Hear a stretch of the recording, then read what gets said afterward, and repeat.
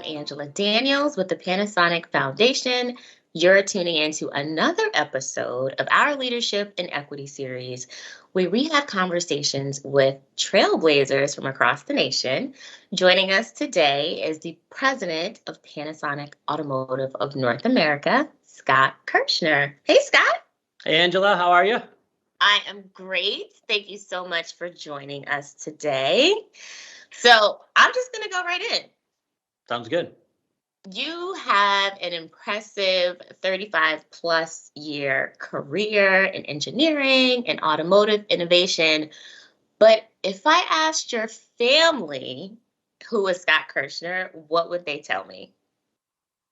Well, I actually hope you don't ask them that question because they're not incredibly impressed by anything I am at work, right? To them, I'm Dad, I'm Scott, I'm Uncle Scott. I think what they would say is, as a father, as a partner to my wife of running this family, I'm a normal dude. I have high expectations of my kids to really, it's not about result for me. It's about effort. So I'm always pushing them to do your best. Try hard. Don't take the easy route.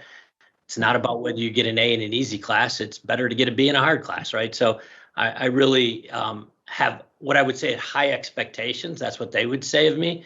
But they're not, draconian expectations of like, you must perform. It's do your best. It's also, be a good person, be accountable, be fair, have compassion for others, think about the situation they're in, don't make assumptions.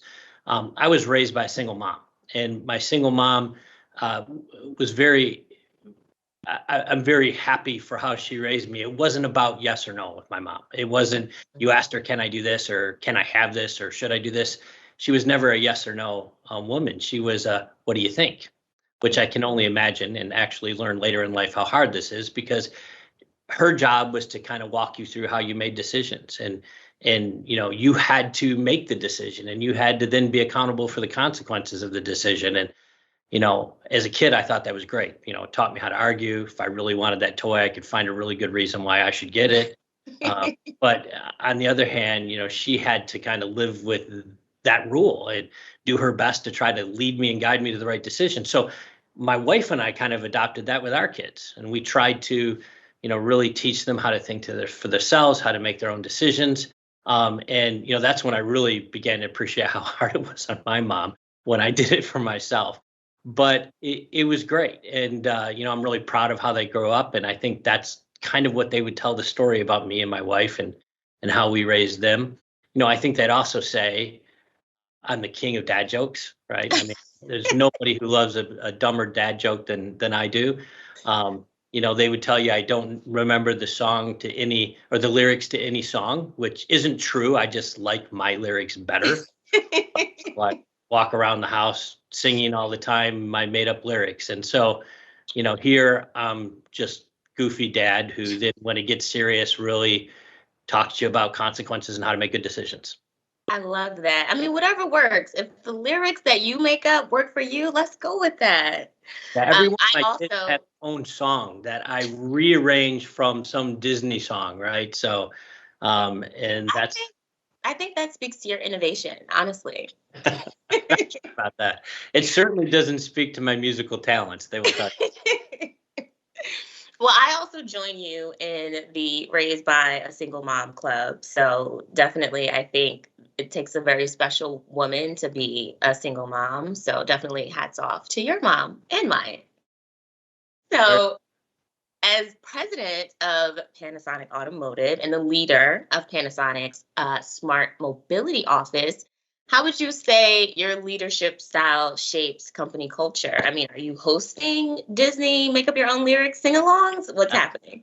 No, I'm afraid they probably don't see me quite the same way at work as they do at home. I don't think goofy would be a word that they would use to describe me. But, I really like the way you asked the question, right? It's because it really, when you say what's your leadership style and how does it affect culture, it's really about your behaviors. And, I think we all know that you can talk about culture and put it on a slide and say whatever you want, and all that doesn't mean anything. It's all about how you behave and how you act, and are you consistent with that?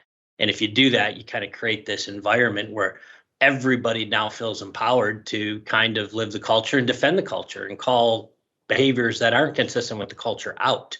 And that kind of snowballs the cultural effect. So there are a lot of similarities, though, between home and work, right? I mean, I have high expectations, but again, it's not like that stick level of expectation. I really believe everybody can do a good job, that they can contribute, that they can maximize the potential, and I expect them to.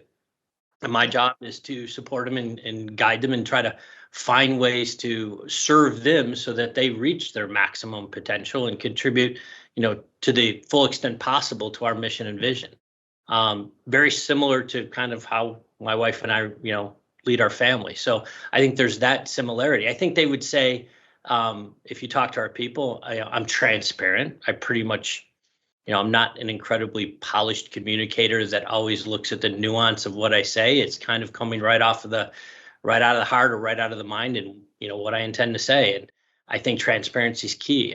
Whether it's good or bad news, I just want to lay it on the line that this is what it is and this is what it means, and this is what I think we need to do about it. I think they'd say I'm fair. That I'm compassionate, but I have high expectations, that I don't use accountability as a stick, but as kind of a partnership to make sure we do the best we can. That errors of omission, meaning not trying to make a difference, are much, much, much worse than errors of commission, where you tried to make a difference and you failed, right? Mm-hmm. That's okay. That's a learning opportunity. So, I think that's what they would say about me, and I would hope that's because that's the way I behave at work. But I'm also, a work in progress. I make a lot of mistakes. I'm still learning how to be better at this job. And, I don't think anybody would say here that I think I have all the answers, or certainly I'm not the smartest person in the room, all the time on any given subject. I have my moments, but, so does everybody else on my team and in the company. Yeah, that's fair. So how are you applying the lens of diversity and equity in business? Yeah, I think as I ended that last paragraph on, right, it's still a work in progress for me and for the company.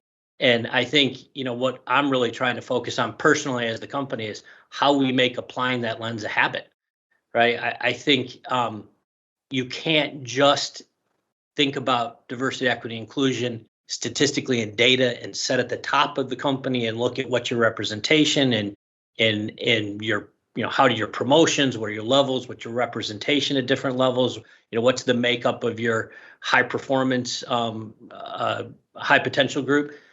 That's, to me, too late, right? Mm-hmm. You have to build habits and consciousness into the organization. And like in any business, you build those habits through process, right? So how do we build into our process the need to ask those questions of, am I being equitable? Am I, suffering from unconscious bias? You have to look at it where the decisions are being made and apply it to the situation. So now, I guess an example I'd use is when we look at our high potential makeup. If you look at the top, you can say, hey, our makeup looks like our population looks, and we can feel good about that and say, well, it's fair.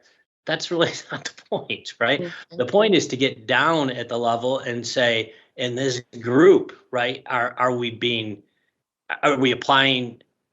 suffering from, was what I should say, is we suffering from unconscious bias? Are we just assuming that it's correct, or are we actually looking to say, are we giving fair opportunity? Is it because it's just the makeup of our group? Well, how do we get more diversity into the company? Mm-hmm. Are we giving everybody the opportunity to have exposure at the same level, or even disproportionate levels, to try to make up from some of the statistical anomalies we have, where we certainly have good representation at PASA, but not enough as you go up leadership, right? So the only way we're going to solve that is to consciously and habitually look to improve it by, making sure we're giving disproportionate amount of opportunity and support to those who haven't had it in the past, right? So building that habit is the key thing. And, the analogy I used when we kind of had our pre-meeting is losing weight. And anybody in my company who's heard this is going to start laughing because I use this analogy so much. But, you don't lose weight from getting on the scale every day, right? That doesn't do anything. So we can sit there and look at data and metrics at the top level all day long. It's not going to move any of the needles. You have to eat less and you have to exercise more if you want to lose weight. And you do that by building habits, right? You might be logging the calories you're eating. You might be, reading books on the best way to exercise, or getting yourself accountability partners that get you up and get you to the gym every day. But you in your personal life, you build environments that encourage the habits you're trying to form. And so that's how we have to think about this, right? How do Yeah. we build into the process the support to create the habits we want to create around diversity, equity, and inclusion? I love that you talk about making it a habit. I'm actually reading the book now, Atomic Habits Yeah, by James Clear. good book.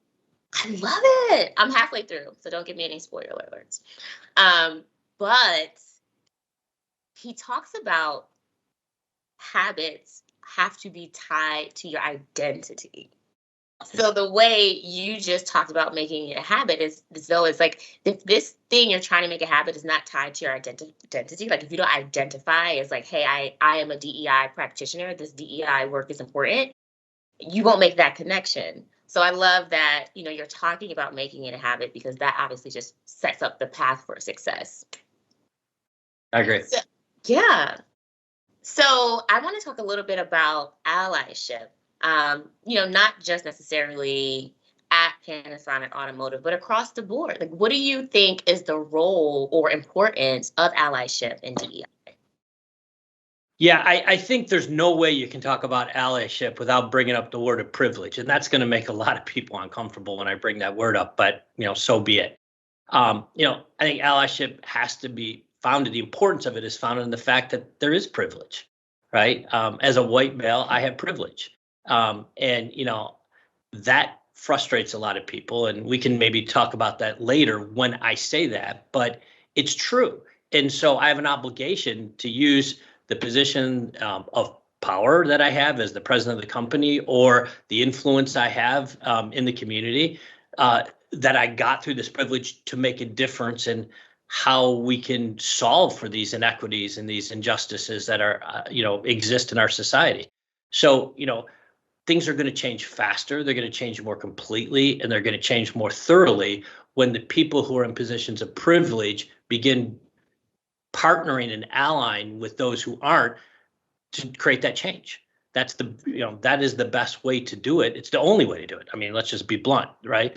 So that's, I think, why people struggle a little bit with allyship, because it's rooted in the concept of privilege. And when you say privilege, people bristle, and I think it's because they misinterpret it, and they misunderstand it, and that word and what it means in this situation. So that's my take on it. It's an obligation I have, right? It's an obligation I have to use the privilege I've had and the positions I've achieved because of that privilege, to make a difference for what's right and solve some of these inequities and social injustices that exist, that are built into our society and our processes and our, I think that's the best way I can describe it. That's why it's important. It's not going to change unless those in positions of privilege and power want to make it change. So I want to hear, what's the reaction you typically get when you talk about privilege? People bristle, right? What do you mean? I wasn't handed anything with a silver spoon in my mouth, right? I worked for everything I got. Absolutely, you did. Yeah, that's not what this means. I mean, I wasn't born with a silver spoon in my mouth. I had a single mom who worked on an assembly line in one of the automotive manufacturing companies. I won't mention what it was, but she struggled. She went through the layoffs and all that. We never were completely financially secure. I had to pay my way through college. I had to do all those things, but all that doesn't mean privilege. Sure, I worked hard for what I had, but I was privileged because I never had to overcome a lot of the obstacles others have to do. I never had to be worried people were questioning my value because of the color of my skin or my gender, right? That's privilege. And people have to stop thinking of privilege as it means you were born with a silver spoon in your mouth and you never worked for what you've got. What it means is you were privileged that you didn't have to overcome some of the biases and prejudices that others had to, whether it's sexual orientation or gender or race, right? That's a privilege, and I certainly had advantage from that. And I think people bristle at that, or they don't want to talk about it, because if we talk about it, it divides us. And, that's silly. You have to talk about it, or we're not going to eliminate it. you for breaking that down, Scott. Love that definition. Oh my goodness, that was awesome. So I want to talk a little bit more about you and the work that you've done, specifically to international travel, right? So I'm curious, you've been among a bunch of different cultures. How have those cultural experiences impacted your views on life? Yeah, I mean, I think as I've matured and traveled a lot of the world, things have really changed for me. But it's interestingly why and how, right? I mean, I would say when I was younger and I would travel the world to different cultures, whether it be India or Eastern Europe or Asia, um, you know, I kind of always had this almost arrogance and attitude of I'm from America. We're a melting pot. We're diverse. We have all sorts of cultures. So this isn't new to me. This isn't unique to me, right? Mhm. I see people of different dress and different skin color and different language all the time, right? So, but what I realized is I was kind of like completely smoothing over all the differences, which isn't really what diversity is all about, right? Maybe that's the concept of that arrogant American who travels all the world and always gets criticized. But, and that's maybe why we are always accused of, tripping over culture and not being respectful of other people's culture, because we have this kind of belief that we're in a melting pot and we see all this, but we are. But that can lead to not seeing it and ignoring it, or not noticing the nuances of culture in ways I didn't realize when I was younger. And where I picked it up is, when I started traveling with the Japanese, going to different countries, they are so nuanced about picking up on cultural differences. Mhm. We'd be someplace at dinner after a meeting or something, and they would be talking about this, and I'd be like, I didn't even see that. I didn't even notice this. And I think, they have a much more homogeneous culture in Japan. And I think that creates a lot more nuance in their perceptivity of cultural differences when they go places. Like Southern Germany is different than Northern Germany is different than Eastern, different than Western. No Right. idea for me, right? And it's just an example. And I'd hear them talk about this stuff and I'd be like, wow, that started to like tune me in of why do I miss this and why aren't I Mhm. seeing this? And, I already kind of gave you my conclusion, but had a conversation with one of our people at Paso, Delphina, who you probably know, who's in our legal group. And I was telling her this story, and she's like, so you actually believe that the people who live next door to you that were of a different race, perhaps, or national ethnicity, experience things the same way you did? And Mhm. that was kind of really an embarrassing question she asked me, because obviously the answer is no, but Mhm. fact is wasn't something I consciously thought about or stopped to think about, right? And her point was, you might want to go talk to them about Right. that. Right? Right. So that international travel and how it's really kind of awoken me up to cultural differences and perspectives as I've matured and gotten older and got more experience, is so much different now than when it was. So like, I hate when people use the word woke, right? Because it's used a derogatory term. But listen, we all mature and we all begin to start to see things we didn't see as we see more of the world and experience it. Traveling with the Japanese really started to wake me up to these things I just neglected, Yeah. didn't notice, right? All right. So speaking of travel, if we could time travel Okay. like 5 years ago, what would 18-year-old Scott say if he could see your life today? Like what do you think he would be most proud of? Yeah, that's a tough question. Listen, I don't like really have a big pride of anything I've accomplished as an individual. There's a lot of things I've done as part of teams that I have a lot of pride in. I've maybe that's a team sport thing that I grew up playing team sports and not individual sports, but I don't find a lot of joy in things I've done myself, like Mhm. individual contribution. But, I would say hands down, the number one thing would be my family, Yeah. right? My marriage, my children, how I've raised them.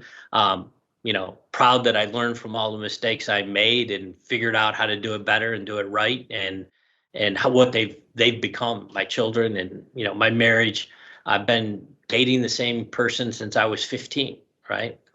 And she's sorry to be cliche about it, but my best friend and kind of my anchor, and they're really my moral anchor, right? When I have to make decisions or do things at work that I'm struggling with, it often enters my mind of would they be proud or not, right?